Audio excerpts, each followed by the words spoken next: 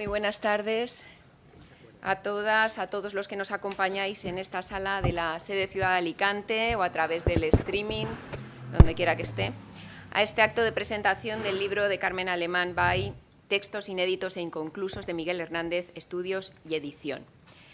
Como bien saben, Miguel Hernández no es solo uno de los poetas españoles más leídos en América Latina, sino también quizá el más querido.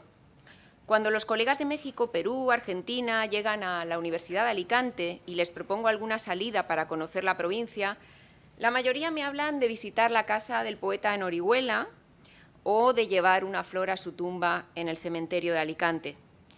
Hernández es un poeta recitado, musicado, plasmado en los muros de las ciudades latinoamericanas, y es magnífico que así sea.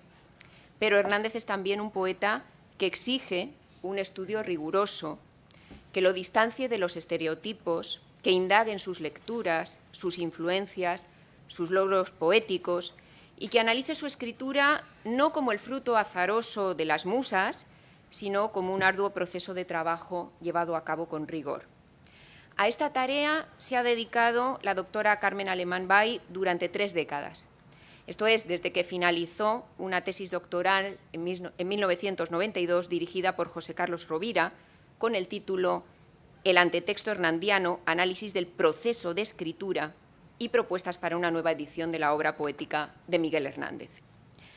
A pesar de su extensión, tenía más de 2000 páginas, hay alumnos aquí, no hace falta que copiéis a Carmen, pues la verdad es que esa tesis, que sirvió además para la edición de la obra completa de Miguel Hernández, que llevaron a cabo Agustín Sánchez Vidal, José Carlos Rovira y ella misma, bueno, pues esa tesis no agotó una línea de investigación sumamente fructífera para su autora, quien es ampliamente conocida en el ámbito internacional, no solo por este motivo, desde luego, pero sí por ser la máxima especialista, o una de las máximas especialistas en la obra de Hernández, y específicamente en este tema, el proceso de creación, el proceso de escritura.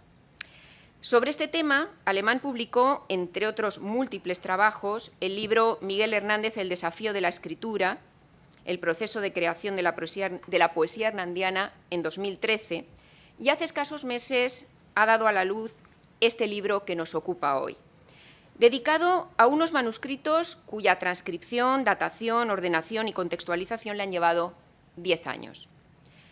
La conmemoración en estos días del fallecimiento del poeta oriolano ha sido el pretexto ideal para que el Centro de Estudios Iberoamericanos Mario Benedetti y la sede universitaria Ciudad de Alicante ofrezcamos hoy un espacio de diálogo sobre este libro, sobre lo que significa para entender la producción no solamente poética de Hernández, y quizá otras cuestiones que salgan a la luz a lo largo del diálogo sobre este poeta universal. Lo haremos de la mano de su autora y de 2 grandes especialistas que creo que no necesitan presentación, pero sobre los cuales voy a apuntar unos brevísimos datos solo para contextualizar el acto de hoy. El doctor José Carlos Rovira, catedrático emérito de Literatura Hispanoamericana de la Universidad de Alicante, es uno de los máximos expertos también en la obra hernandiana. Realizó su tesis doctoral sobre la producción poética de Hernández, y con posterioridad le ha dedicado numerosas ediciones, artículos, capítulos de libros, monografías. Fue presidente de la Comisión Ejecutiva del Año Hernandiano en 2010 y comisario de la exposición La sombra vencida, que se inauguró en la Biblioteca Nacional ese mismo año. Ha sido medalla al mérito hernandiano de la Fundación Miguel Hernández en 2019 y en 2020 publicó un libro, creo que es especialmente pertinente para los temas que vamos a tratar hoy, titulado El taller literario de Miguel Hernández entre los clásicos y la vanguardia. Por su parte, el doctor Ángel Luis Prieto de Paula, catedrático de Literatura Española en nuestra universidad, escritor, crítico literario, máximo especialista en la poesía española, yo diría de todas las épocas, pero especialmente del siglo XX, es autor de libros tan destacados como Poesía, textos y contextos, de Francisco de Aldana a Amalia Bautista, Las esquinas del yo, estudios de literatura española contemporánea, o ese libro publicado en 2021, La poesía española de la Segunda República a la Transición.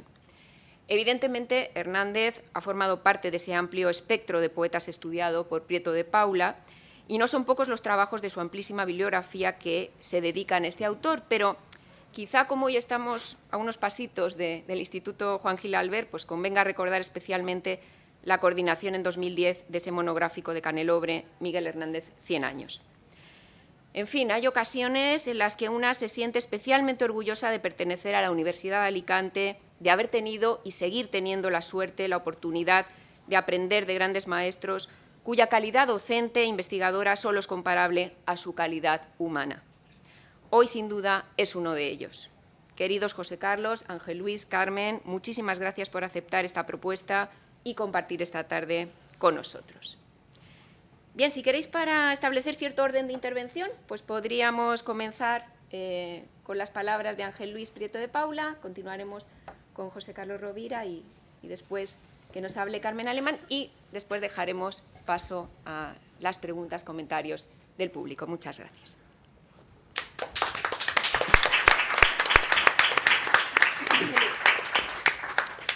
Buenas tardes. Yo sí me acuerdo que es el título de un libro de memorias de un autor de cuyo nombre no voy a citar, aunque también lo recuerdo.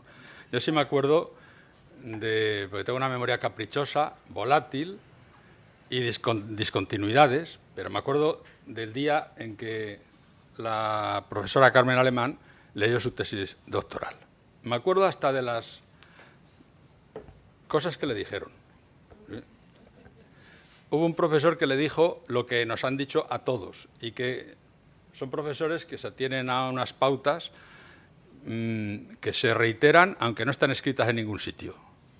Digamos que sotto voce van corriendo por ahí y siempre se utilizan, que consiste en decir, da lo mismo si la tesis es excelente, como era su caso, o muy mala, consiste en decir algunos elogios y después matizar, robando las palabras a Ovidio, aunque muchos de los que la utilizan no lo saben, no saben que eso es un acto prohibido, que consiste en especificar que a pesar de que la tesis es muy buena, tiene algunas máculas, algunas pecas, que no van en detrimento de la calidad que ya previamente han ponderado.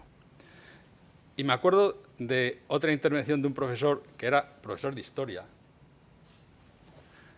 muy querido, pero como a uno no lo he citado, al otro tampoco lo voy a citar, que dijo que después de todo, Carmen Alemán lo único que había hecho era lo que cabía esperar de un becario que vive de eso y para eso, y que se había atenido al tiempo, a las formas, a los modos, y había llegado al corolario de un trabajo ejemplar que, como ha dicho nuestra presentadora, tenía 2000 páginas, he de especificar que algunas las había escrito Miguel Hernández. Claro, lo que vino a decir era, en España siempre que se elogia a alguien, inmediatamente y de una forma automática empezamos a pensar contra quién era ese elogio.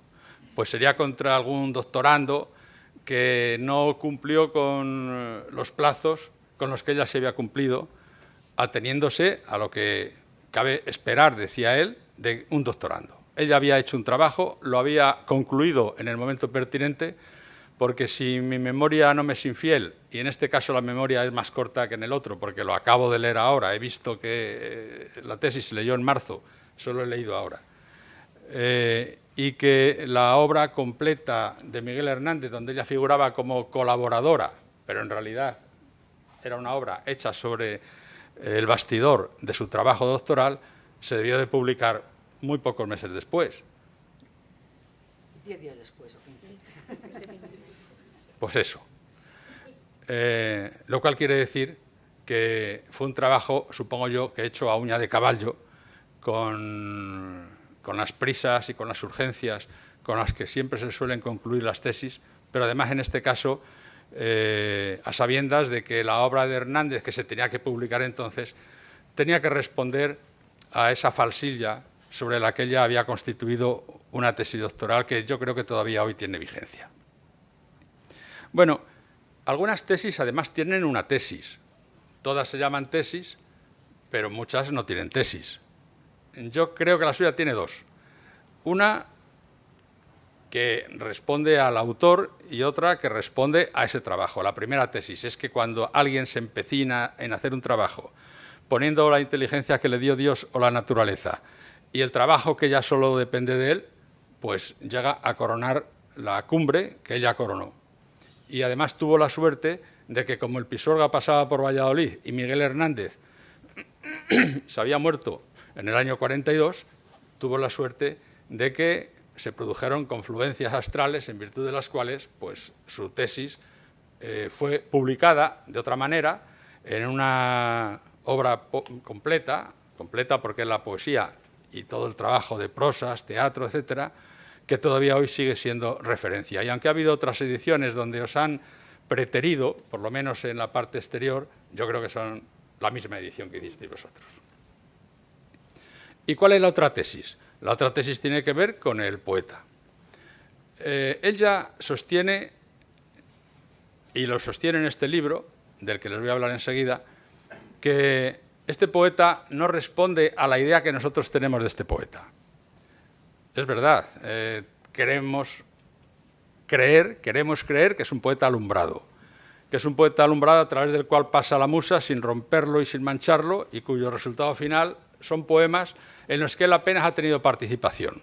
Algo así como si dijéramos, como Borges alguna vez trató de decir, con una de sus típicas butades, que eran entre genialidades y tonterías, cuando lo aplicaba al caso de Cervantes, que si tiráramos todas las palabras que contiene el Quijote al aire y cayeran en el suelo, habría alguna posibilidad de que cayeran en la disposición que nos permitirían hablar del Quijote, en esa disposición.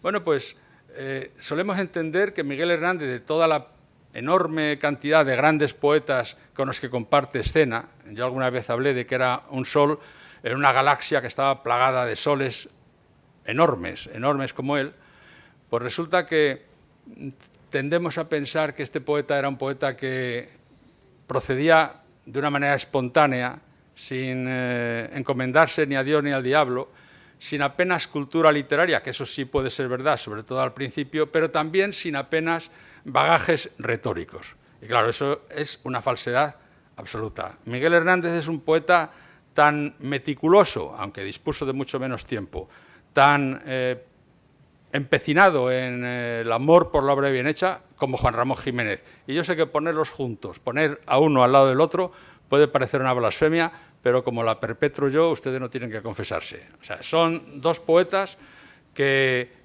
abogan ambos por la obra rotunda, rotunda quiere decir redonda. Y Juan Ramón hablaba de la obra con una O muy grande, redonda y mayúscula. Y aunque no hacía lo propio Miguel Hernández, sin embargo, el trabajo de Carmen Alemán ha consistido en plasmar algo que no solo no parece una evidencia, sino que parece un contrasentido. Y es que Miguel Hernández es un poeta que tiene muchas intermediaciones entre la primera fulguración del poema y el poema tal y como nosotros lo conocemos. Esa es la tarea que hizo en su tesis doctoral, mediante algo que cuando yo estudiaba todavía no existía, o por lo menos todavía no se había codificado, que era la crítica genética. Por eso hablaré poco de esto, porque uno aprende lo que aprende cuando tiene 14 años. Yo cuando regresé del bachillerato y alguien me preguntó, una tía mía, hijo, has aprendido mucho, no del bachillerato, del ingreso, que hice con 9 años, le dije, a estas edades ya que se puede aprender. Bueno, yo exageraba un poco, pero como no lo aprendí cuando había que aprenderlo, que es cuando uno hace el bachillerato o cuando uno está en la universidad, luego lo que uno hace es calcificar lo que previamente aprendió y amartillarlo, pero digamos que la contextura intelectual está hecha. Yo no sé nada de crítica genética, pero ella hizo un trabajo de crítica genética en el sentido de que desplazó, y además eso no lo podría yo aprobar, yo no podría a un estudiante instarlo por ahí, quiero que lo haga otro. Desplazó el punto de interés del texto en sí, del poema hecho, al proceso en virtud del cual ese poema llega a convertirse en poema.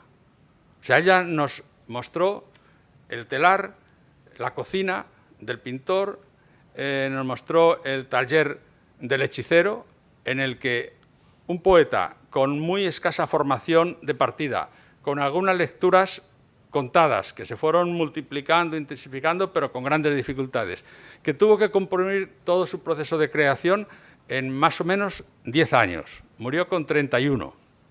Su primer libro lo publica en el año 33, murió en el 42. Y aunque antes había hecho algunos intentos, había borrajeado algunas páginas o miles de páginas, si quieren, es un poeta que comprime toda esa trayectoria en muy pocos años. 9 años de plenitud, de los cuales 3 son de guerra y los que vienen después de la guerra son de cárcel. ¿Cómo es posible que lo hiciera? Entonces, algo que a mí no me interesa mucho cuando hablamos de otro poeta, en el caso de Miguel Hernández me interesa muchísimo. Y me interesa muchísimo porque me permite entender no el poema en sí, que a eso tenemos acceso todos en ediciones normales, en ediciones convencionales, sino el proceso en virtud del cual ese poema llega a ser poema, o incluso el proceso en virtud del cual muchos textos borrajeados sobre el papel, en renglones seguidos, probablemente para no gastar más de lo imprescindible, comenzando con versiones en prosa que después se iban paulatinamente convirtiendo en versos, y esos versos sustituidos por otros versos, en tanto que la literatura es un palimpsesto donde nosotros vamos escribiendo sobre lo que hemos escrito, y lo que escribimos al principio se escribió sobre lo que escribieron otros, y por eso decía Amado Nervo que lo original es eso que no sabemos muy bien dónde lo hemos leído, porque todo está dicho y lo que nosotros hacemos es decirlo por vez primera tal y como lo decimos nosotros. Bueno, la crítica genética, de la que yo no sé nada, ha cambiado mucho desde entonces, que es una fecha relativamente reciente, 30 años, hasta hoy. La eternidad, creíamos entonces que eso iba a ser para siempre, la eternidad cada vez dura menos tiempo. La aceleración de la historia nos lleva a esta especie de contrasentido. La eternidad que antes duraba hasta el jueves o hasta el viernes, ahora termina mañana. Digamos que ya no haría esa misma tesis, supongo, tal y como la hizo entonces, porque los utensilios, las armas y los bagajes con los que se hace han cambiado. Pero yo he dicho que esa tesis está viva, o sea que tiene vigencia absoluta. ¿Y por qué lo digo? Pues porque este libro, en el fondo, viene a ser una suerte de corolario de esa tesis.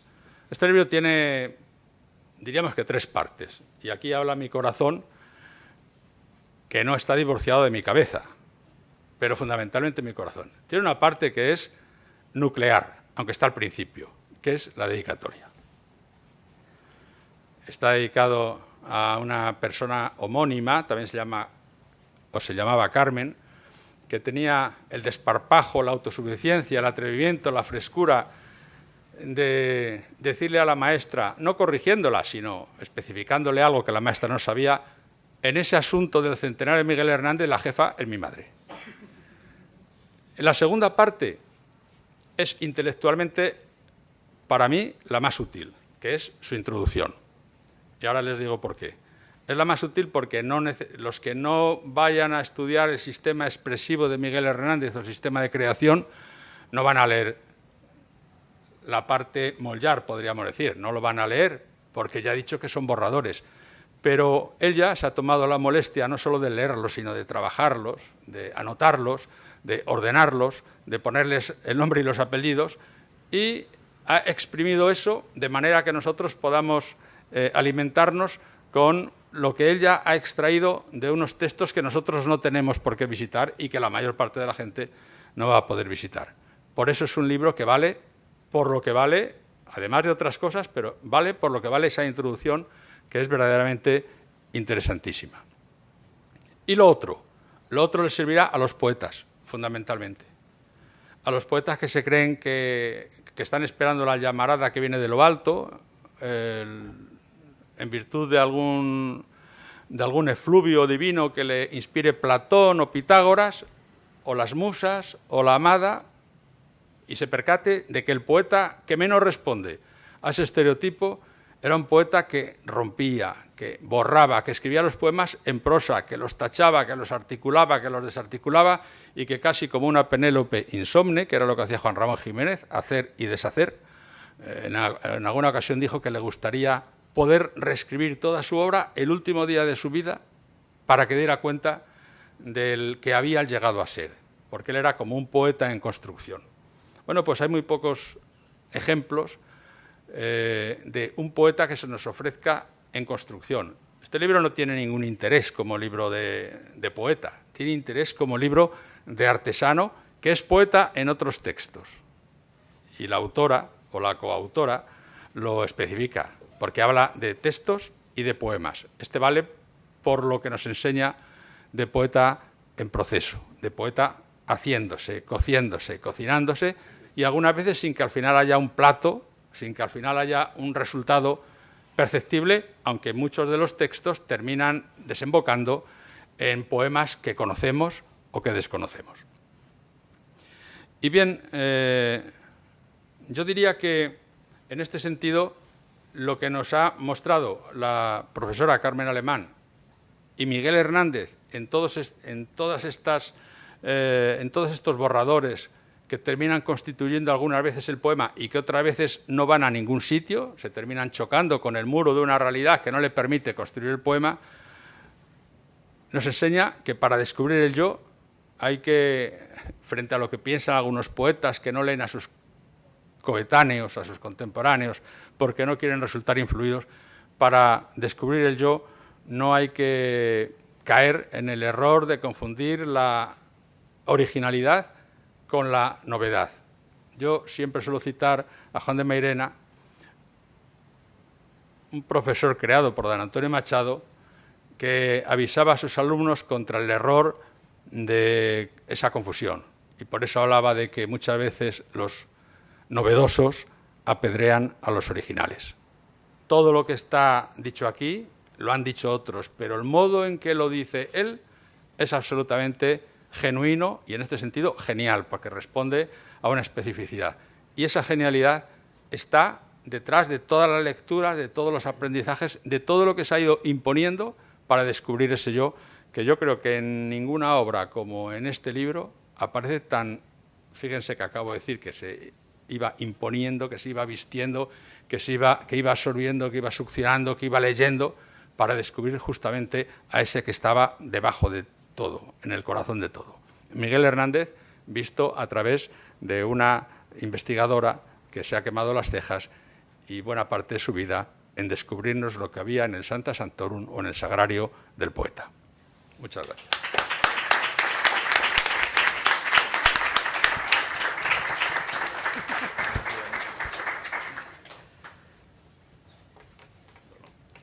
Bueno, buenas tardes. Está hecho, pues está. Ángel Luis ha dicho casi todo, pero yo voy a intentar decir algo que tiene que ver con la memoria. A lo largo de bastantes años yo he intentado crearme la imagen de Miguel Hernández mientras escribía en unos papeles que eran soportes generalmente muy pobres, soportes que llenaba de tachaduras, de palabras nuevas, de palabras a veces hasta ese momento desconocidas por él, que buscaban los diccionarios. Eso fue un trabajo inicial, además, que realizó Carmen hace bastante tiempo, de adjetivos que intensificaban significados, de verbos emocionales y precisos. Esta imagen conjetural se unía a veces a la del poeta en la acción de leer, leyendo, descubriendo literatura del pasado y del presente, encontrándose con Góngora, con Quevedo, con San Juan de la Cruz, con Garcilaso, con Lope de Vega, con Calderón. Últimamente estoy con el conde de Villamediana y Miguel Hernández, o con los más próximos, Federico García Lorca, Jorge Guillén, Juan Ramón Jiménez, Pablo Neruda, Vicente Aleixandre, Ramón Gómez de la Serna.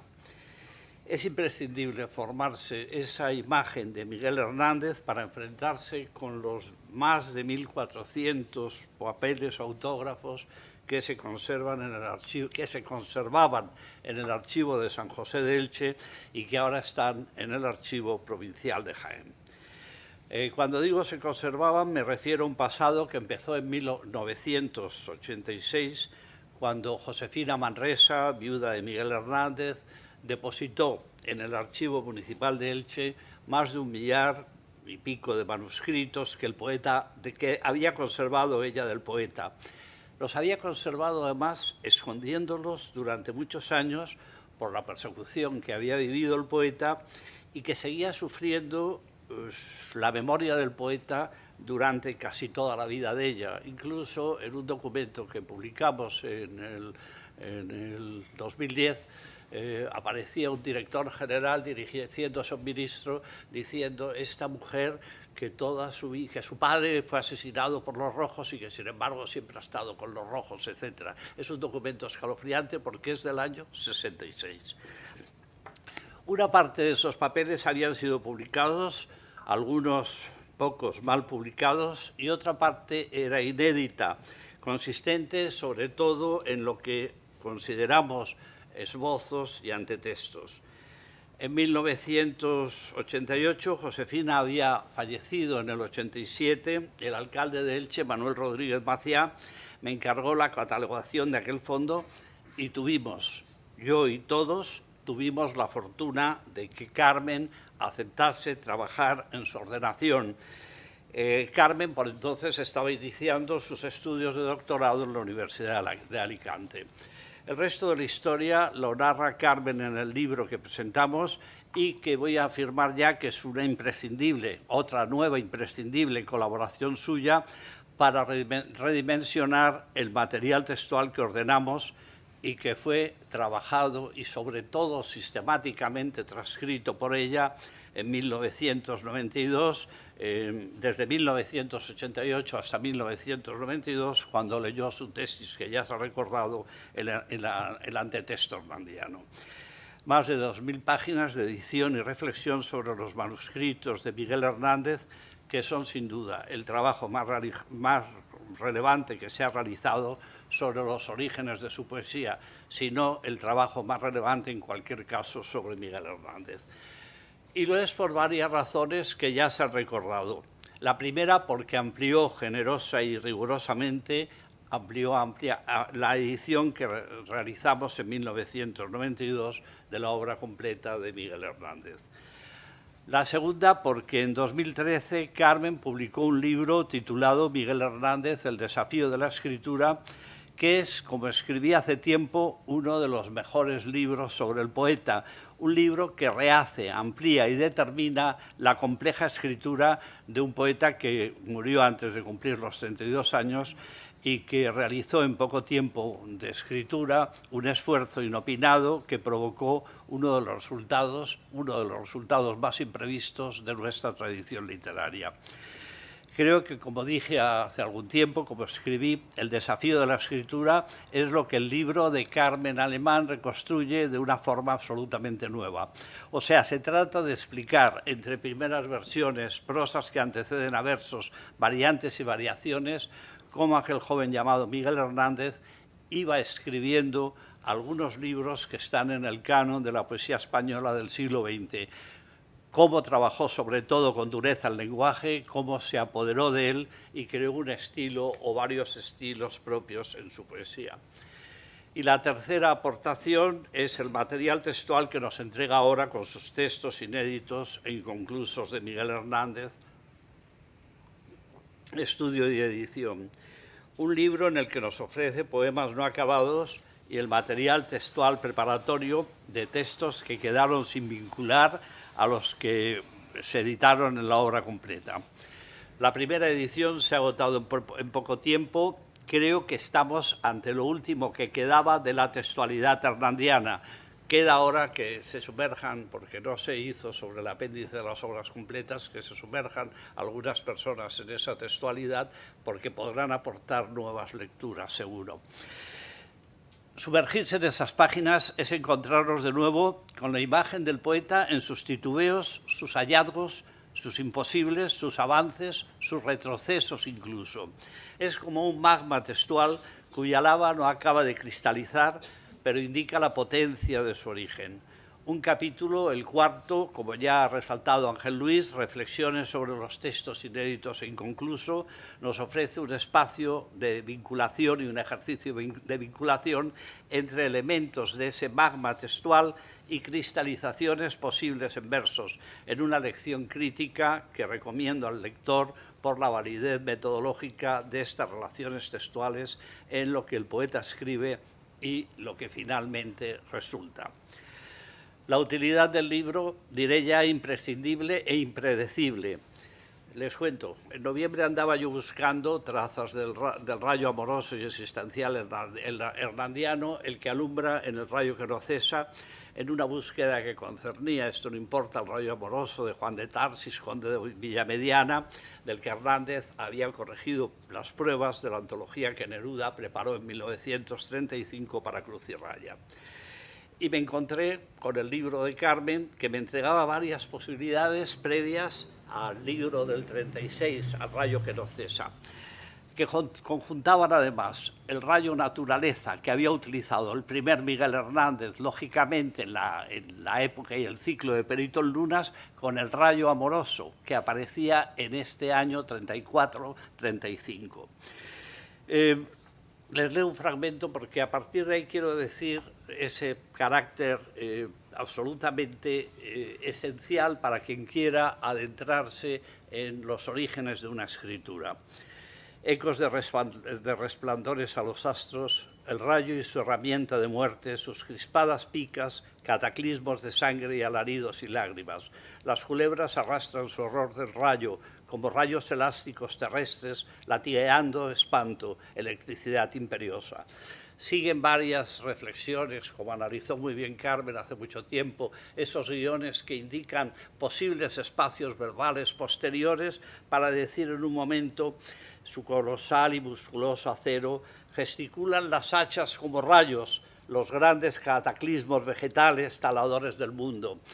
Una catástrofe y la palabra hachas y rayos. Inmediatamente cualquier lector de Miguel Hernández recordará: en mis manos levanto una tormenta de piedras, rayos y hachas estridentes, sedienta de catástrofes y hambrienta. La elegía Ramón Sige está aquí en esa metáfora de la violencia del rayo y el hacha junto, o llega hasta el final de Miguel Hernández, en ese momento absolutamente esencial del vals de los enamorados y unidos hasta siempre, cuando dice: en mis manos levanto una tormenta de piedras, rayos y hachas. Perdón, huracanes quisieron con rencor separarlos a esos enamorados, y las hachas tajantes y los rígidos rayos. Los rayos y las hachas, un sonido, una construcción fonosimbólica para tales y vibrantes múltiples, se convierten en una construcción de violencia que está contenida ya aquí, en este momento que acabo de leerles. Bien, hay muchos más ejemplos. Carmen ya ha ido destacando algunos. Por ejemplo, besarte fue besar un avispero, era un verso que ya nos conduce a besarte fue besar un avispero que me clava el tormento y me desclava. Es decir, directamente aparece un verso en cursiva porque está recogido por Miguel Hernández en un poema posterior. O hay incluso juegos que resulta curioso comprobar sobre ellos cómo era ese espacio de creación que el poeta estaba dotándose, estaba creando, estaba desarrollando. Por ejemplo, encontramos en la búsqueda la pude hacer no porque leí el libro inmediatamente, sino porque Carmen amablemente me había dejado en el ordenador para que hiciera mi búsqueda de palabra, porque yo generalmente soy muy vago y entonces cuando alguien me deja un texto en el ordenador lo utilizo rápidamente y para contarles estas cosas que les digo. Corazón de la muerte, no es posible dudar. Este dolor me ha de hacer a mi pesar inmortal. Eso lo ha escrito en uno de los manuscritos de la misma época Miguel Hernández. Y de pronto se convierte en descansar de esta labor de huracán. Amor, infierno, no es posible. Y el dolor me hará a mi pesar eterno. Pero al fin podré vencerte, hábil rayo secular, corazón que de la muerte nadie ha de hacerme dudar. Ha recogido el sentido, lo ha transformado aquí en unos versos de un poema muy conocido de Miguel Hernández. Bien, no sigo con los ejemplos. Materia textual, por lo tanto, que explica la creación del poeta en intentos, aproximaciones, centros de interés que se despliegan luego en su creación. Y esto es otra contribución imprescindible que nos aporta ejemplos, como ya se ha dicho, para entender no la poesía solo, sino el trabajo poético incansable de Miguel Hernández, su esfuerzo con la palabra que lo situó entre las figuras imprescindibles del siglo XX. En fin, creo que el libro de Carmen que presentamos tendrá, ya lo está teniendo, un largo recorrido porque hay nuevas claves para intentar explicar su escritura. A través de él nos podemos meter en su taller creativo, en estos momentos esenciales en los que, como sabemos, las palabras van llenando un esbozo de creación que luego transformado, corregido, reelaborado, rimado y ritmado a veces dará como resultado el poema y otras veces, y este es el valor de estos textos, ese momento de creación del que resultará finalmente el silencio, que es la otra posibilidad del momento de la escritura. Por todo eso, por lo que significa este libro, otra vez, gracias, Carmen Alemán-May.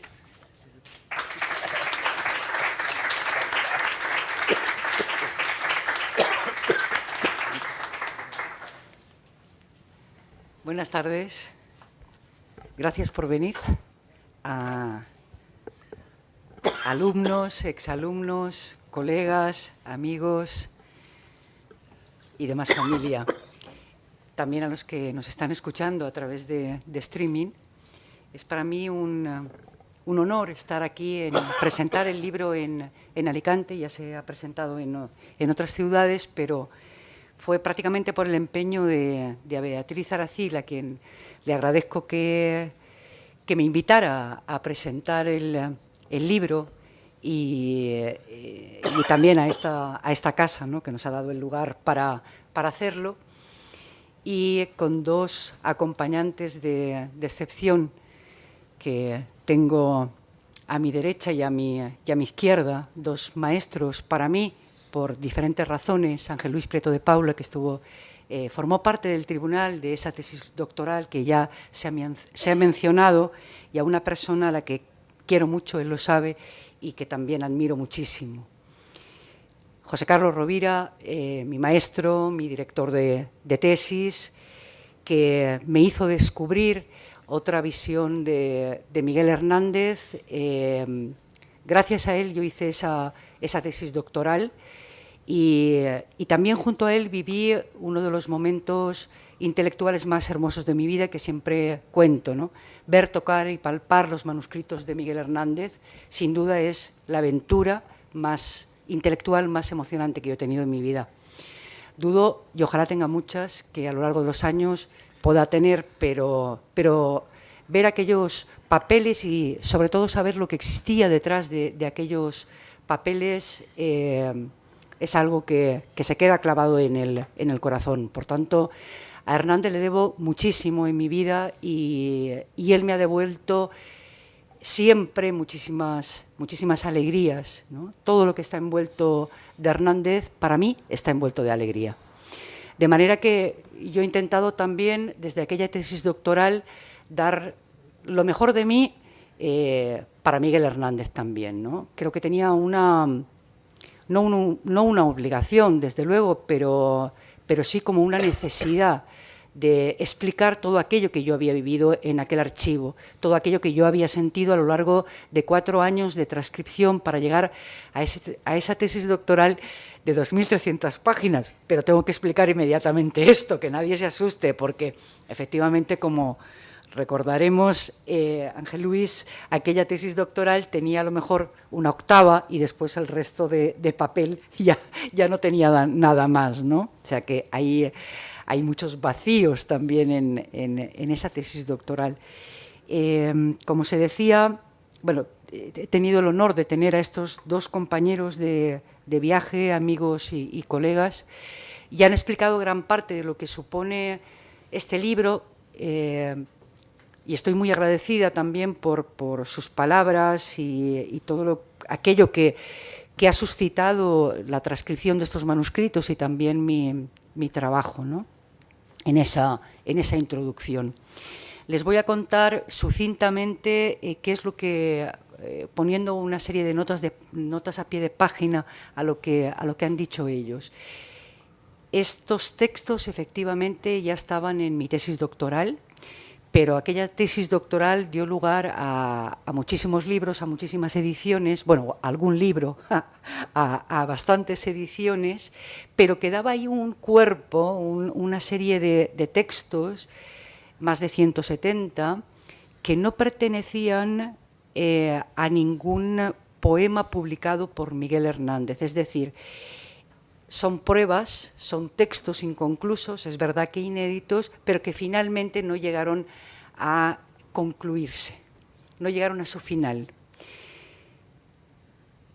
El libro, toda esa parte de esos 170 manuscritos ya estaban divididos, como lo hice en la tesis doctoral, en 4 partes, que son los 4 ciclos de la obra de Miguel Hernández, el perteneciente, primer ciclo, Perito en Lunas, todo lo que está alrededor de Perito en Lunas, el primer libro que publicó Hernández en 1933, la segunda parte, que es el ciclo del amor, el rayo que no cesa, todo aquello que fue antes del rayo que no cesa, el tercer ciclo, que es el perteneciente a la Guerra Civil Española, y finalmente el último ciclo, que es el carcelario, ¿no? Estos textos, Miguel Hernández, no creo recordar que hay solo un par de textos, o quizá 3, de aquellos que no fueron publicados. Miguel Hernández no fechaba los textos. De manera que esa es una primera complicación a la hora de enfrentarse a estos textos inéditos. ¿Cuáles poner en el primer ciclo? ¿Cuáles en el segundo? ¿Cuáles en el tercero? ¿Cuáles en el último? Bueno, ya cuando alguien ha trabajado larga y creo que intensamente a un poeta, y en el caso de Miguel Hernández, prácticamente hay como una querencia especial hacia esas letras, hacia esos contenidos, y efectivamente la caligrafía de Miguel Hernández ya me orientaba cuál de los 3 ciclos podía pertenecer a ese texto, por supuesto el contenido también de esos textos, y al haber estudiado con intensidad ese proceso de escritura, ese proceso de creación, pues yo ya sabía que, o sea, de qué manera, aunque siempre tuvo una serie de características que podíamos llamar generales en ese proceso de creación, sí que es verdad que de un ciclo a otro fue cambiando, como igualmente cambió la letra, ¿verdad? Entonces, todo eso eran pistas para organizarlos en los respectivos ciclos. Dentro de cada uno de los ciclos hay también varias partes, porque no todos los textos tienen la misma entidad. Hay textos que simplemente son frases que el poeta pensaba, y hay poemas casi acabados, ¿no? Después leeré algunos ejemplos que considero son ilustrativos de todo ello. De manera que son muchos años, son 30 años que esos textos estuvieron por ahí. Los últimos 10 años le estuve dedicando bastante tiempo, porque claro, lo que yo incluí en la tesis doctoral, digamos que era a bulto, ¿no?, esos textos. Pero esos textos necesitaban un tratamiento, necesitaban una ordenación mucho más fidedigna. La experiencia de los años también te da una manera diferente de enfocar y de releer esos textos una y otra vez. Y bueno, por diversas circunstancias, esos textos fueron quedando ahí, los fui retomando, los fui reclasificando. Fue una lucha bastante intensa, ¿no?, porque algunos era realmente difícil, estaban, digamos, en el pórtico o en el filo de un ciclo, de otro, dónde colocarlo. Posiblemente haya errores en la colocación, pero digamos que por las pistas que he indicado anteriormente, me da la impresión que están bien colocaditos y bien aseaditos en el lugar en los que están, ¿no? Y creía que también estos textos, a pesar de que Miguel Hernández, claro, no los publicó porque eran textos inconclusos, pero sí los guardó. Y aquí yo quiero hacer un homenaje a Josefina Manresa también, a su esposa, que con muchísima dificultad guardó esos textos en una dura posguerra, y en donde era un peligro tener esos miles de manuscritos. No estamos hablando de un haz de papeles, sino de cientos de manuscritos, y cómo los pudo conservar para que años después, alguien como nosotros pudiera tener el acceso y por eso también era para mí una responsabilidad llevar estos textos a buen puerto, ¿no? Si no al mejor puerto, sí a buen puerto. De manera que lo trabajé con bastante intensidad y pensé en un momento que esto ya estaba terminado. Y debo agradecer también a la editorial de la Universidad de Jaén, a Rafael Alarcón, que dirige una colección, El Niño de la Noche, donde se han publicado muchos libros de los mejores hernandianos. El caso de Miguel Hernández, que tiene un libro publicado allí no hace mucho, El Taller de Miguel Hernández, donde también, digamos que el libro de José Carlos dialoga también con el mío, ¿no? Porque él también habla de ese taller en el que Miguel Hernández, en ese laboratorio donde Miguel Hernández trabajó y estuvo. Se publicó hace muy poco, en el mes de octubre, y hasta ahora estoy bastante satisfecha por los resultados que está teniendo, porque creo que Miguel Hernández necesita una mayor internacionalización. Y bueno, de momento el libro se ha presentado en varios lugares en España. Hay otras presentaciones a lo largo y ancho del país y también en otros lugares como en Berlín, ¿no? En una muy buena universidad de Berlín. Allí también se presentó y creo que bueno, lleva ya una primera reimpresión que a mí me alucina un poco, porque este libro de textos, este libro donde se recuperan textos, donde hay cierta complejidad, pero que uno puede leer. Hay que leer estos textos de Miguel Hernández, digamos que a ratitos, ¿no? No hay que empacharse tampoco de Miguel Hernández, hay que digerirlos, ¿no? Hay que como tomarlos poco a poco como los buenos vinos también, ¿no? Y me gustaría leerles algún texto para que vean la naturaleza de ellos. Hay varios que a mí realmente me emocionan y les decía que se ha publicado hace poco, pero sí que es verdad que está teniendo ciertas repercusiones que a mí me agradan mucho, ¿no? El mismo José Carlos Rovira comentaba hace un momento que a él le sirvió buscar el término rayo y ver para sostener una teoría muy hermosa de la relación de Hernández, Pablo Neruda y Villamediana por ahí, ¿verdad? También un profesor de la Universidad Complutense de Madrid, un especialista en Góngora, ha visto también muchísimos elementos gongorinos en estos textos, ¿no? En estos textos inconclusos.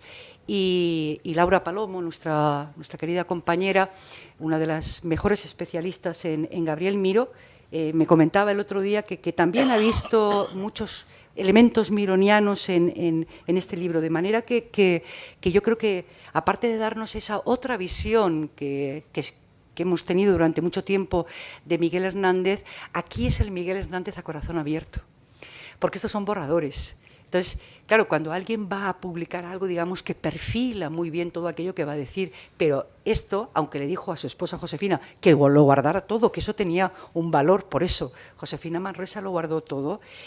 Aquí está, digamos, un Miguel Hernández muy auténtico, un Miguel Hernández que sin filtros, que está poniendo una serie de palabras, de pensamientos. En estos manuscritos vamos viendo también cómo Miguel Hernández buscaba palabras en el diccionario porque era consciente de que no tenía el vocabulario que se requería para ser un buen poeta, aparte de una lucha continuada, ¿no? Para llegar a la perfección de la palabra, ¿no? De manera que bueno, quiero leer algún texto de diferentes partes. Hay uno que a mí me gusta especialmente, que es del segundo ciclo, es decir, del ciclo del amor. Como también se ha dicho aquí, Miguel Hernández, que es un proceso, a mí me gusta mucho el proceso de creación en los escritores. Desgraciadamente hoy en día ya se tiran todos esos manuscritos anteriores, ¿no? Pero en el caso de Miguel Hernández pues tenemos toda esa riqueza y bueno, hay un texto que es bastante extenso, no lo voy a leer todo, pero sí algunas frases que él empieza a escribir en prosa y va entre frase y frase, entre guión y guión, va escribiendo una serie de palabras que, si contamos, en no pocas ocasiones, estamos delante de octosílabos o estamos delante de endecasílabos también, ¿no? Y dice así: te crecían los pechos mientras yo te besaba, sentenciado a quererte me han parido. Como un jazmín quiere romper un monte, rota tu alma, jazmineros, se detienen los pinos dilatados, enroscada espuma con arena fechada, esparcido a tus pies y aventado, que en mis huesos de amor no habrá ceniza. Y sigue el texto en prosa que va separando entre guiones y a continuación escribe el poema, a continuación del mismo texto. Y dice así el poema: sentenciado a quererte me han parido, que ya había dicho anteriormente en la prosa y ahora lo recupera como verso. Sentenciado a quererte me han parido, y no habrá quien me quite esta sentencia, que a los pies de tu sombra con vehemencia aventado me tiene y esparcido. Me duele el corazón hasta dormido, como un seco aletazo de violencia. Y ahora empieza a borrar porque ya no está de acuerdo con aquello que está escribiendo, ¿no? Tacha lo siguiente: de quererte y su aletazo seco de violencia. Tramontanará algún día mi existencia para que veas lo que en él has sido, rendido de querer y quieres salir, manantiales de amor, un querer incesante ha preferido que tan solo querer. Y vuelve nuevamente a la prosa, porque no está de acuerdo con aquello que ha escrito y vuelve otra vez sobre el poema que finalmente no terminó. Hay otro texto también muy hermoso, que por cierto lo recuperó José Carlos en este libro, El taller, pero decidí ponerlo aquí también como para que estuviera el conjunto de todo aquello que perteneciente a esos textos inacabados, que se titula Ausencia, ¿no? Ausencia sabemos que es uno de los términos, el cancionero y romancero de ausencias, ¿verdad? Entonces es una de las palabras clave de ese último ciclo hernandiano, de ese libro que quizás sea el mejor que escribió Miguel Hernández, escrito, como se sabe, gran parte en la cárcel. Y dice: Ausencia. Este lo tituló, en ocasiones sí titulaba, aunque en pocas, sí titulaba algunos textos. ¿Y por qué sabemos que no es una prosa poética? Porque es algo que siempre nos planteamos desde el primer momento, ¿no? Que estuvimos con los manuscritos, con la organización de esos manuscritos, y es que están los guiones donde va separando las frases, ¿verdad? El día me contiene como una clara cárcel y entro en la noche como en un calabozo amoroso. Eslabones de luna, cadenas de luceros y pozos de sombra, lazos de humedad, enredaderas de brazos y de besos me someten al lecho donde los huracanes son dulces momentáneos. El día rompe todas las cadenas que la noche me pone, porque el sol es la libertad, la luna, la prisión, el encierro. Yo que he echado raíces en tu boca desarraigada, seca, como un árbol arrancado a la tierra, la llevo ante los dientes, el tiempo me persigue con su sabor a juez, a todo en el que poco a poco me voy hundiendo y temo que cuando vaya a llegar hasta ti con dureza, ya los pasos por debajo del todo. Todas las manos trémulas escriben ausente de todos, todo lo gozo como de mañana, como de ayer. El ausente de todos, lleno de todos, y todas las ausencias canta. El cadáver del mar, una gota de agua. Y para terminar ya con los textos, hay uno que prácticamente está casi completo y además este tenía varios procesos de escritura, aunque finalmente no terminó, ¿no? Se nota que es un poema que le falta todavía bastante, perfilar, ¿no? Como él era muy obsesivo de la palabra, de corregir continuamente, pues considero que no. El poema se titula Negro y creo que sin duda está dedicado a Josefina Manresa por las cosas que dice, porque en no pocas ocasiones Miguel Hernández se refería a Josefina Manresa a través de este color del negro, ¿no? Como una fuente que brotara luto, fino luto, rizoso, negra fuente derramada hacia atrás, tu pelo. La espuma larga y negra por tu frente serenamente se resuelve en cejas y en pestañas que vuelan largamente.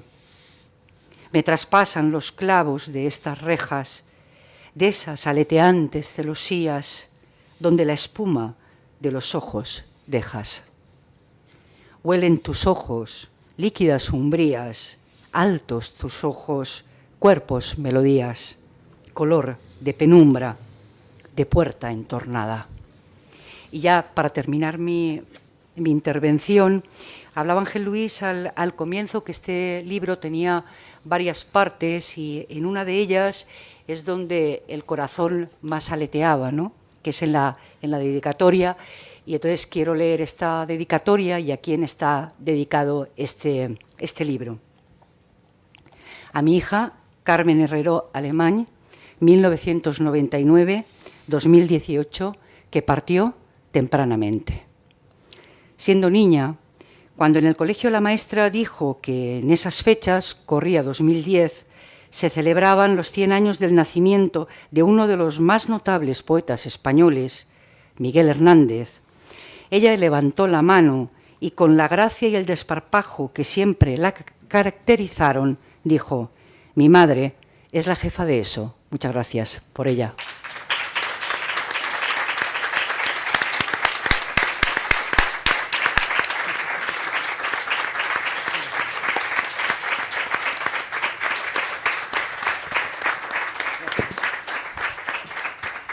Bueno, creo que se ha demostrado sobradamente que hacía falta este acto, que era necesario presentar este libro y bueno, aunque a veces estos tres maestros nos dejan sin palabras, muchas veces ya estamos acostumbrados a este nudo en la garganta que nos dejan, bueno, pues tenemos también tiempo para preguntas, comentarios, cuestiones que queráis hacerles. Aprovechad porque es un buen momento de encuentro. Además, a mí me encanta hablar, o sea que... sobre todo cuando tengo un micro delante, entonces ya me emociono, ¿no? Y lo saben, los alumnos se ríen porque lo saben, ¿verdad? Exalumnos.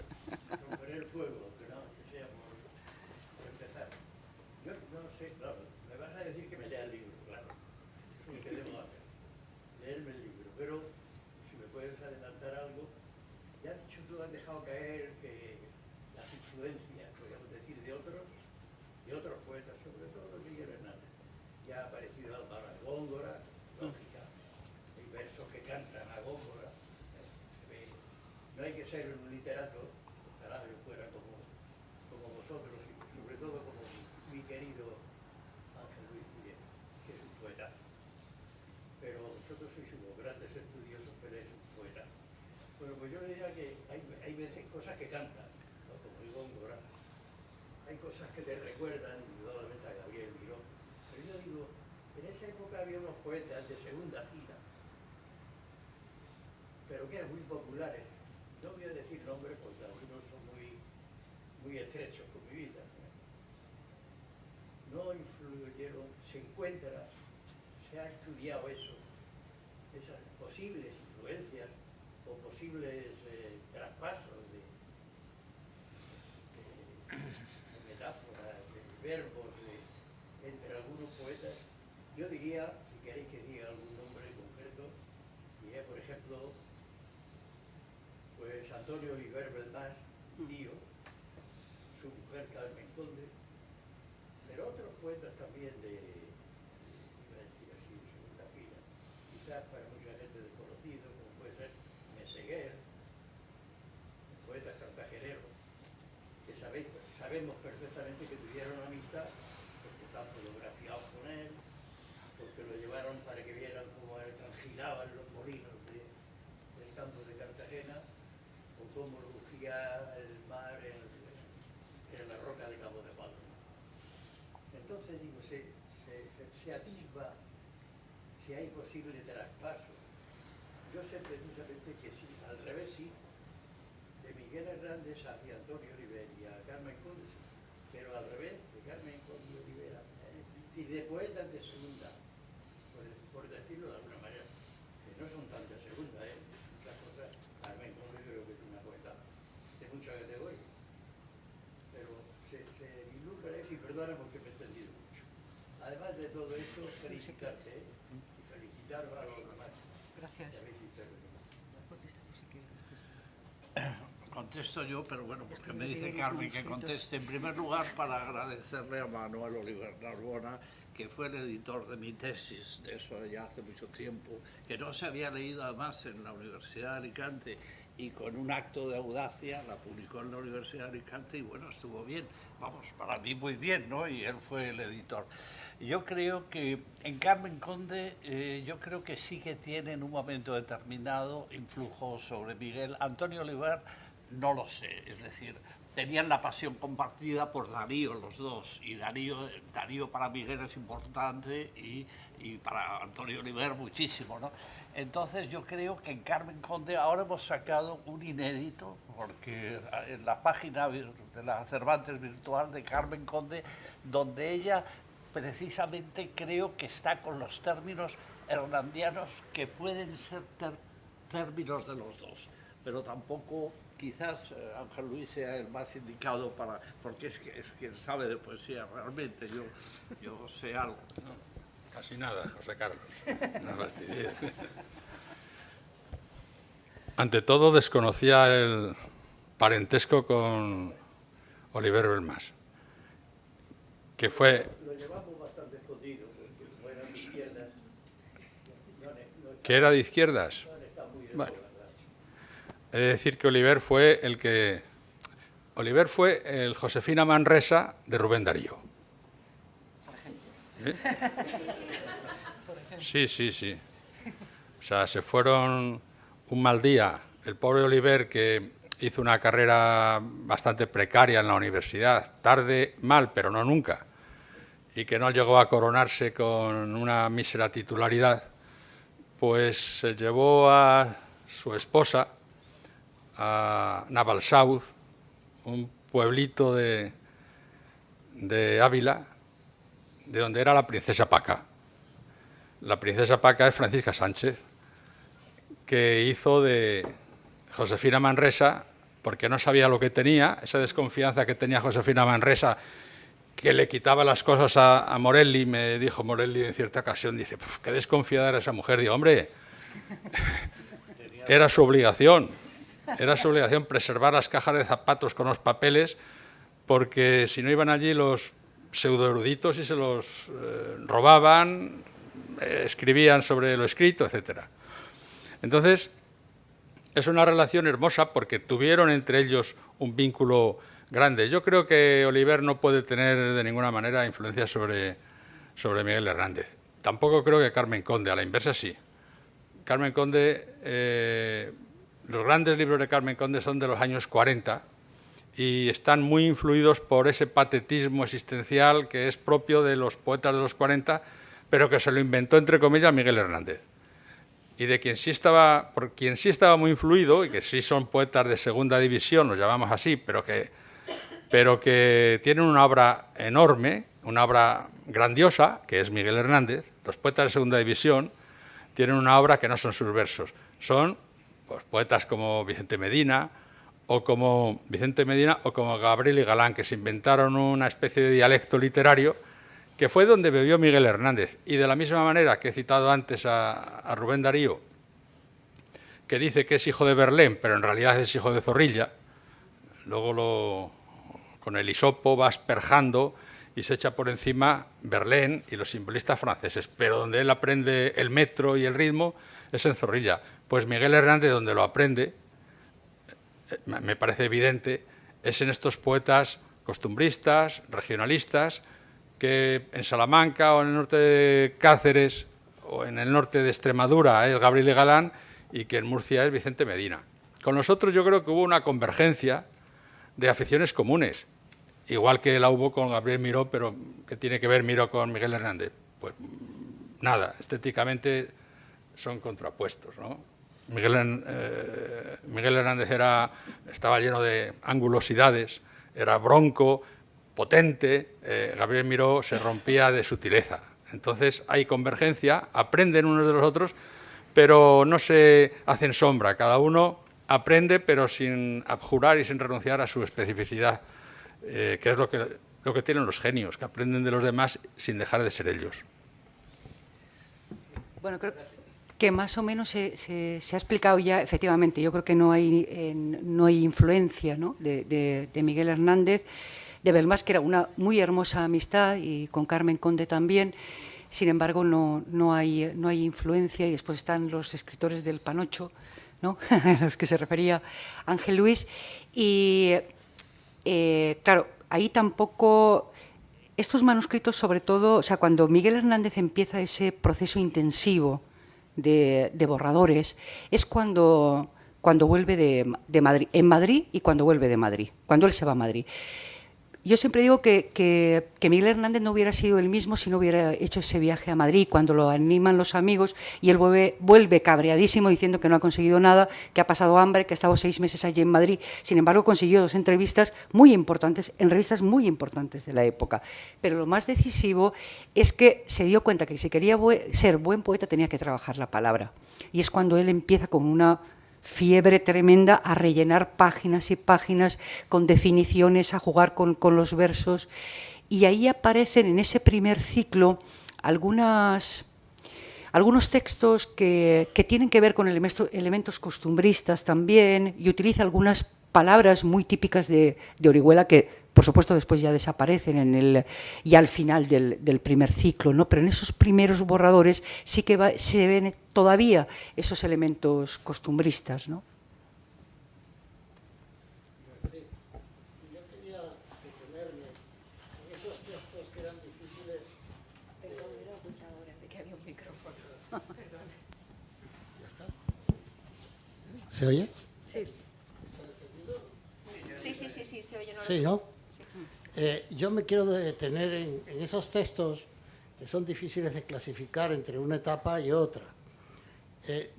Desconozco, no he podido conocer profundamente esos textos, pero lo que sí creo que es algo general a todo poeta, que cuando termina un ciclo y empieza otro, hay rasgos que se quedan de la época anterior y van apareciendo rasgos de la nueva época. Eso se produce en todos los cambios, incluso cambios del Renacimiento, del Romanticismo en general. Entonces, yo creo que esos textos están justificados precisamente por ese sentido que tiene la vida humana y que tiene el proceso de creación de un poeta. Desconozco los casos concretos, hablo generalmente y de modo generalizado a cualquier creación, ¿no? Ahora mismo, por ejemplo, pienso en Vallejo, y con Vallejo pasa lo mismo. Entonces, no me extrañaría que esos textos sean, que estén a caballo entre una época y otra. Bueno, muchas gracias también por venir, poeta peruano, Cillonis.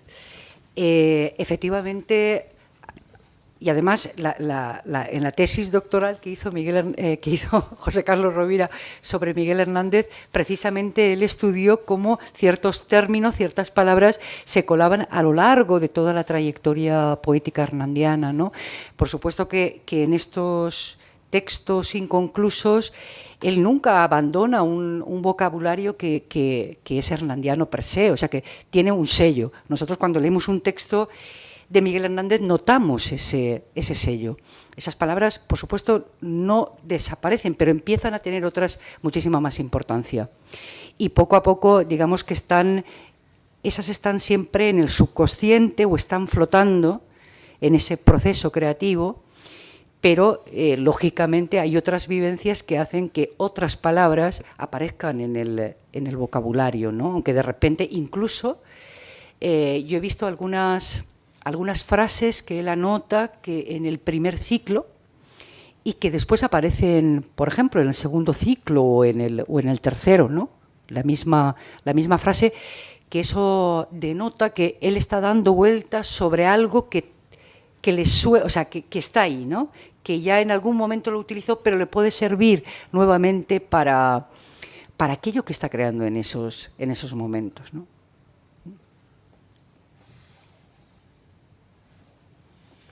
Cecilia, desde México. Aquí vamos de país, América Latina.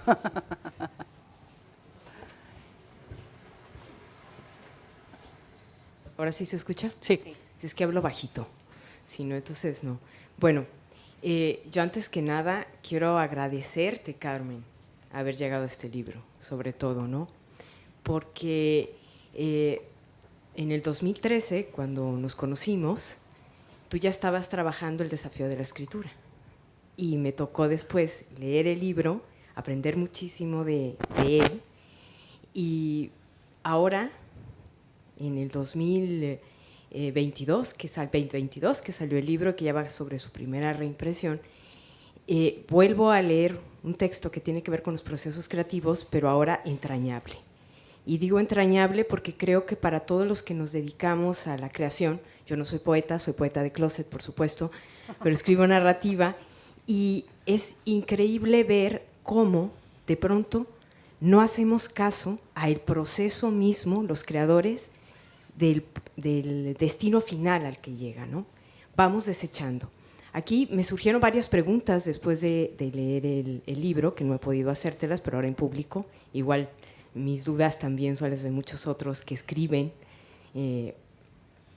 porque todos escriben, no todo se publica, pero me encantó lo que dijo Ángel Luis, ¿no? Y que me la voy a robar, por supuesto, también para mis estudiantes y para mí mismo, que los novedosos siempre van a estar apedreando a los originales o a los singulares. Y sí es cierto, ¿no? Si se privilegia la novedad, lo que vende, lo que está de moda, lo que funciona el sistema, y de pronto pueden surgir otros escritores que no están ahí. Y tú rescatas todo eso porque ya está ahí, pero que lo trasciende también Miguel Hernández. Pero la cuestión también de que si no sería una cosa de la edad. Yo después de leer el libro fui a buscar mis originales, por supuesto, que tengo muy pocos, pero todos responden a una primera época. Antes de tener 30 y tantos años yo guardaba todo aquello. Ya después, no sé qué sucede en el proceso, que hay una especie de distanciamiento o de alejamiento, de pena de todos esos primeros esbozos y que se quedan ahí. Entonces, a mí me llama la atención y te lo quería preguntar, porque no lo dices ahí, pero sé que quizá también lo has pensado, si no la muerte temprana, si no este poeta que ya era magnífico, que podría haber llegado a ser Cervantes, Nobel, no sé, si hubiese continuado, ¿qué pasa en esa necesidad de conservar todos los primeros borradores y de pensar que lo que también estamos haciendo es extremadamente singular y que tenemos esa confianza que se pierde con los años, ¿no?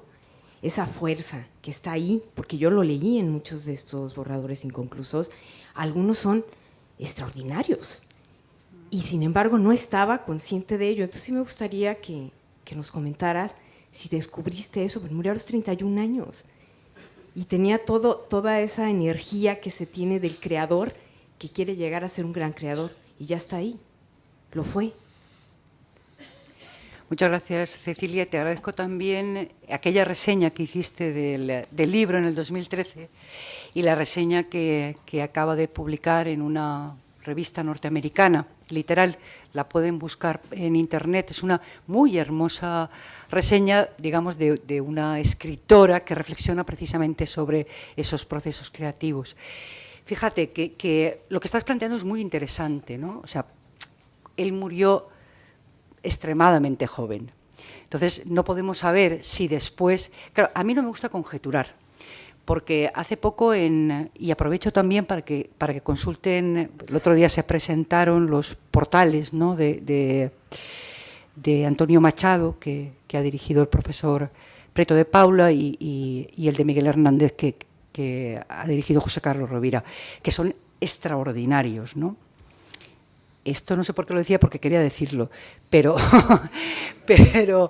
que... ¿No te gusta conjeturar? No, que no me... Gracias, Ángel Luis, que no me gusta conjeturar.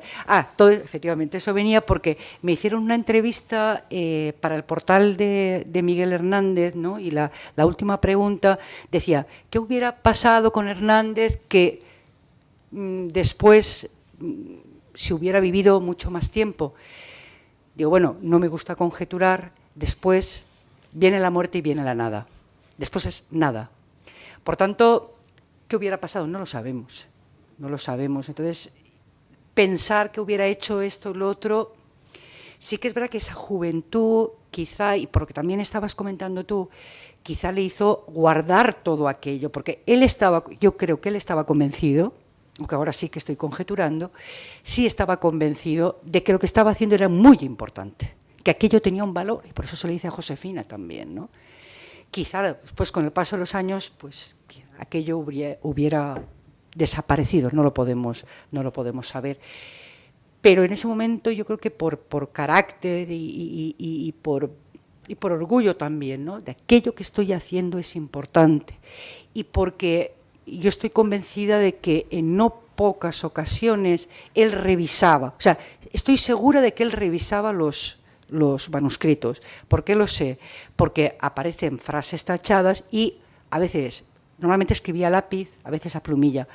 Incluso en ocasiones tacha esa frase y arriba escribe con un lápiz de otro grosor. Entonces, sabemos que está revisando. Y yo creo, por lo que estaba de alguna manera comentando antes, algunas frases que aparecen en el primer ciclo y que después vuelven a aparecer en el tercero, porque él ha revisado también eso. O sea, era como también un material, como ese laboratorio, ¿no? Esas pruebas que él esas maquetas que él tenía allí y que de vez en cuando les echaba un ojo para ver por dónde seguir. Yo me gustaría saber vuestra opinión. Bueno, lo puedo hacer así de... No, hombre, así te oímos bien, Vale, buenas tardes. Yo quería preguntaros hasta qué punto pensáis que para Hernández era importante, además de la creación pues, más estética o más afectiva, la creación también intelectual dentro de la poesía, como la inserción pues, de ideas más de sentido filosófico o conceptual. Esa era mi pregunta. Bueno, contesto yo. Okay. No, contesta porque yo después ya pongo yo la pastilla. Yo creo que su capacidad de lector, de alguien que ha tenido, como recordaba, una formación deficiente desde el punto de vista de su formación escolar, digamos, que termina muy pronto, su pasión es la literatura. Lo que pasa es que con la literatura nos da sorpresas, porque, vamos, yo ahora no voy a contarla porque estoy con ello, Carmen ha dicho que está muy bien, no lo sé.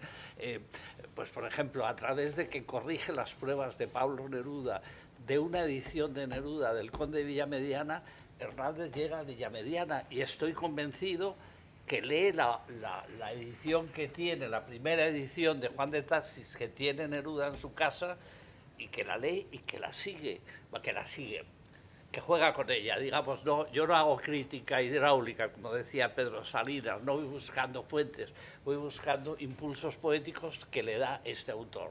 Pero con Villamediana podríamos hablar de todos los que lee apasionadamente, que son muchos, ya contemporáneos. Neruda, Alexandre como principales en un momento determinado, Juan Ramón, como recordaba, Juan Ramón es una lectura emocional, hay un trabajo excelente ahora de Rafael, el de Jaén, sobre Hernández y Juan Ramón, de cosas que no nos habíamos dado cuenta. Por ejemplo, el cancionero tiene mucho que ver con Juan Ramón. Bueno, en fin, creo que él es un lector apasionado de literatura. De otras cosas no tiene tiempo. No tiene tiempo por su formación también, que no, pero en fin. Bueno, de filosofía que te referías, yo creo que a él no le interesaba la filosofía de la vida, me da la impresión, ¿no? No tanto... ¿Perdón? ¿Puedo aclarar un poco lo que quería decir? ¿Si puedo aclarar un poco lo que Sí, claro. Simplemente, o sea, la idea era, si era a través, digamos, de la poesía, pues a veces da la sensación de que hay escritores pues, que tienen una intención, pues más a veces de plasmar ideas, o de establecer, no voy a decir una filosofía, pero como eso, de dar como un punto de vista más teórico, a veces del mundo, eso es lo que quería decir. Mira, estos manuscritos tienen algo bastante interesante y que estudio en hago mención y me detengo un poco en eso. Sabíamos que, Miguel Hernández nunca pretendió ser un teórico como la mayoría de los escritores, ¿no? Y sí que publicó algunas reseñas donde podemos encontrar elementos interesantes sobre qué opinaba él de la poesía de otros, pero de alguna manera reflexionando sobre su propia poesía. Sí es muy interesante lo que he encontrado aquí, donde hay frases y fragmentos donde él reflexiona sobre la poesía. O sea, ¿qué es para él la poesía, ¿no? Dándole una prioridad a la imagen, el poder de la imagen dentro del poema. Hay otro manuscrito en el que él está hablando que se pertenecería al segundo ciclo, digamos, en el momento donde él está con la poesía. No, perdón, al final del primer ciclo, cuando tiene así, relación por influencia de Sige con la religión, ¿no? Y hay unos fragmentos donde él explica su propio proceso creativo, ¿no? Primero es una nebulosa y además lo hace casi arquitectónicamente, la explicación que nos va dando, y con aquello que está diciendo vemos que llega hasta el poema definitivo, cómo a él le viene a la cabeza, cómo después lo va escribiendo, cómo ya lo va formando y finalmente llega al poema. Y es muy interesante ver qué pensaba él. Por supuesto, insisto, no es un teórico, no nos engañemos, sí que hay mucha presencia ahí de Juan Ramón también en algunas definiciones que él intenta dar y de otros pensadores, pero sí se detuvo en eso, y sí que escribió sobre eso. Yo supongo que el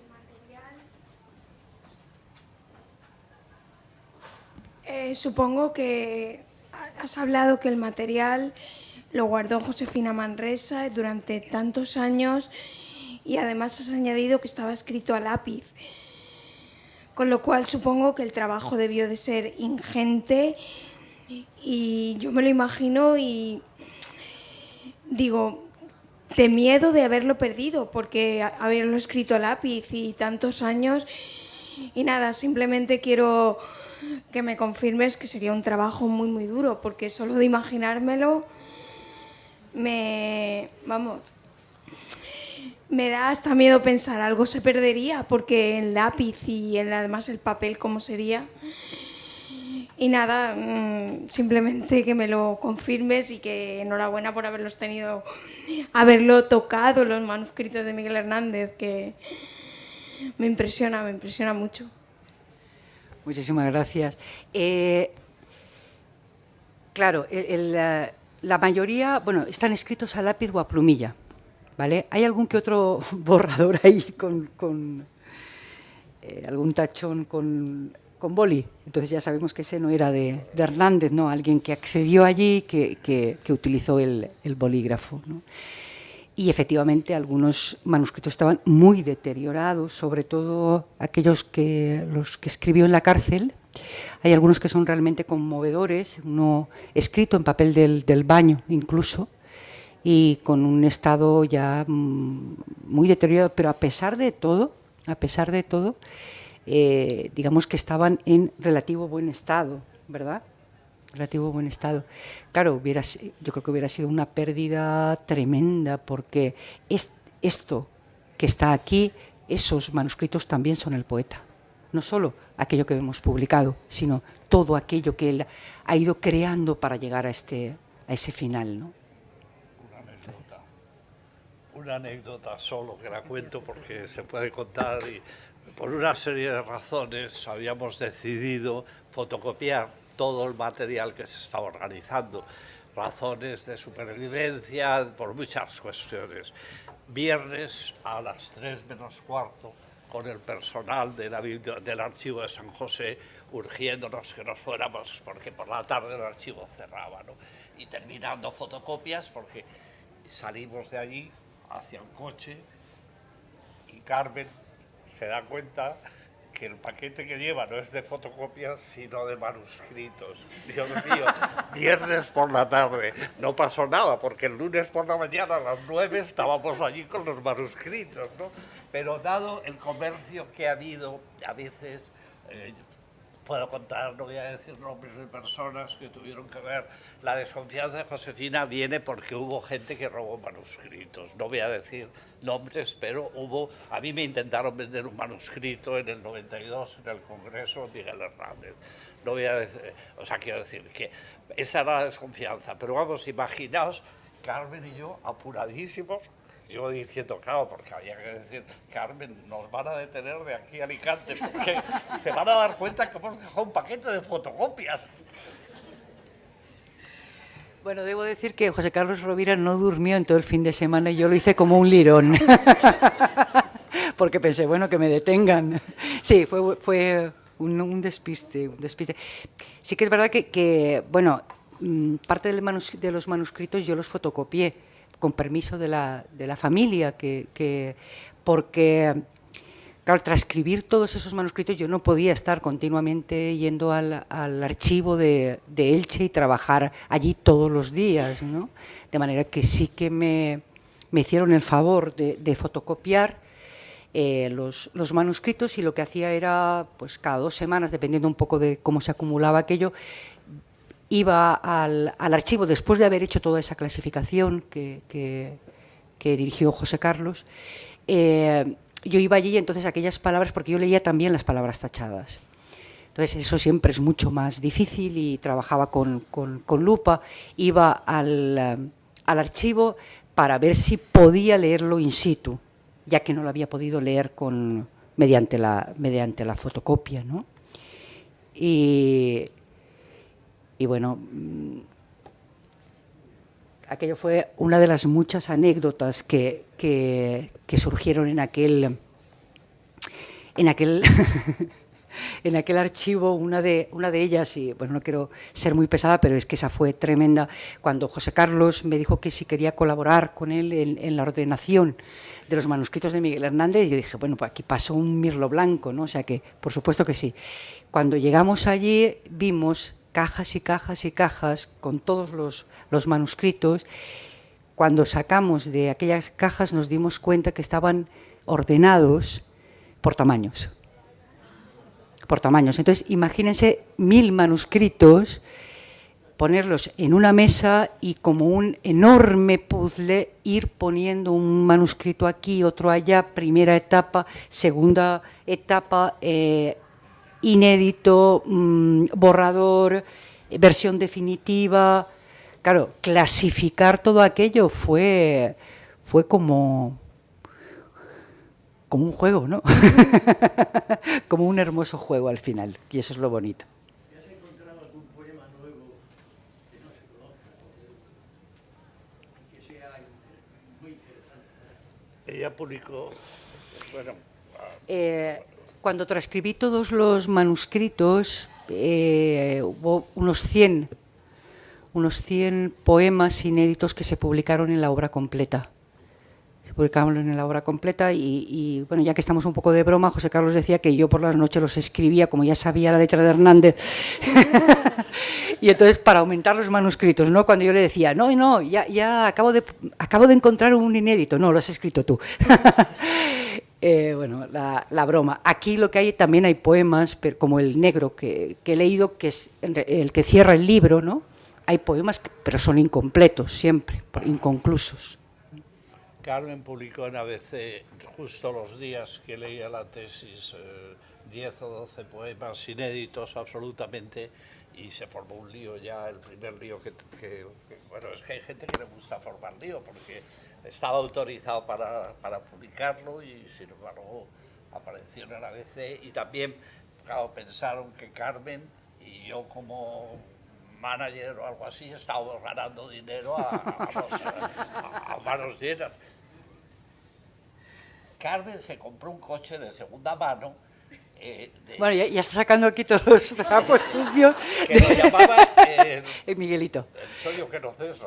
No, le llamaba Miguelito a mi coche. Lo compré, mi primer coche de segunda mano, un Peugeotito, 204 era. 5, era 205 y tenía 4 marchas. Tenía 4 marchas y a un precio muy módico. Me lo vendió una amiga y con los derechos de autor. Entonces, bueno, no piensen que gané mucho, sino que el coche era muy barato, me lo dejaron muy barato. Y era mi Miguelito, porque era rojo además.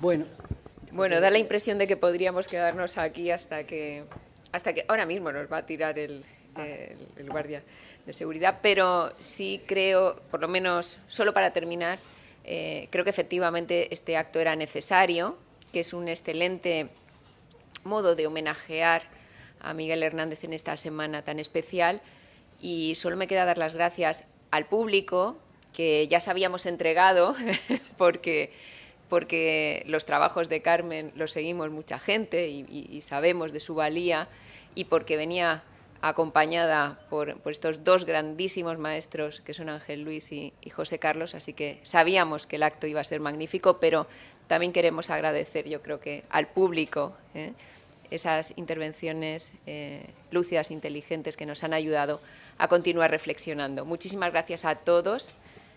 Carmen, un gusto, como siempre.